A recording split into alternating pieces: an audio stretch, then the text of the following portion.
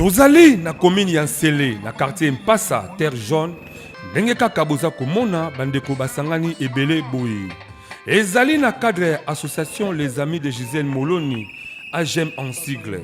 Ezalaki mokolo ya dimanche 31 octobre 2021 basanganaki mpona kosangisa mayele ndenge nini bakoki kokumbela commune na bango ya Nsele na vision ya maman Gisèle Moloni Kamwanya. Poyende en qualité ya présidente ya Ligue des femmes ya mouvement de solidarité pour le changement MC, oyo autorité morale nango eza mwana mboka Laurent Batumona, maman Gisèle Moloni na vision oyo aza nango na cadre ya social, souci na ye ezaki lokola abotama atanga pe akola kaka na Nsele, esengeli ke Nsele ebonga kaka na bana ya Nsele liboso. Babandaki masolo na bango ya ko présenter d'abord couple Moloni liboso ya public pe secrétaire association AGEM azwaki temps ya ko expliquer bana ya Nsele importance ya kotambola na vision ya maman Gisèle Moloni. Assistance des personnes vulnérables tozali association wana il faut etelemisa Nsele na biso.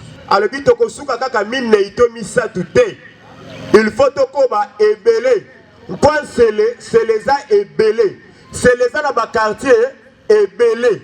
Sele bandi banda badara.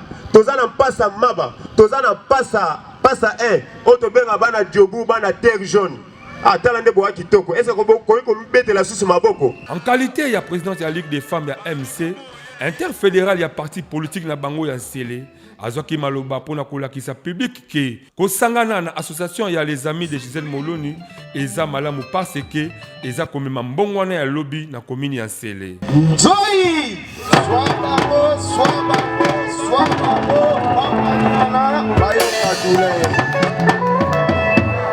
Merci. Nakobanda liboso na ko remercier Otobengi Papa Patrick Moloni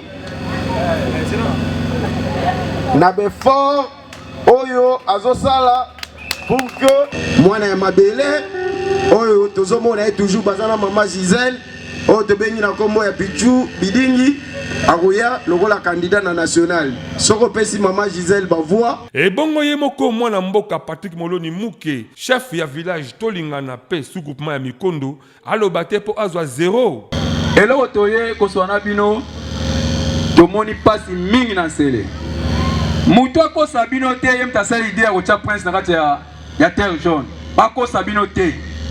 Terre jaune eza projet ya président Joseph Kabila wa kenda atiki yango na mesa président na biso akoti Fati Beton aye kosekite mission ya kotia prince wapi na terre jaune. Tellement esengo ezalaki makasi pe bandeko ya Mpasa se manifestaki boye liboso ya caméra ya Toleka na Mbunda, une émission par excellence. Esengo makasi temi maman Gisèle toko voter to soutenir la nyonso asama tembela simanda ko mwana quartier mwana libota esengo memeli biso na quartier na biso to ndi biso na mokola lelo to sepeli makasi oza mabele mamendance pona pasa ya tongo na suka ya masolo ye moko maman Gisèle Moloni oyo basirnome ye matembele ya ndako pe soso ya sima ndako elongo na interfédéral ya MC balobaki boye baya ebele musala mutu moko okoka te donc so tosangani na baninga nanga na bandeko nango na koli na bango esika moko nayebi ke association na biso kokende liboso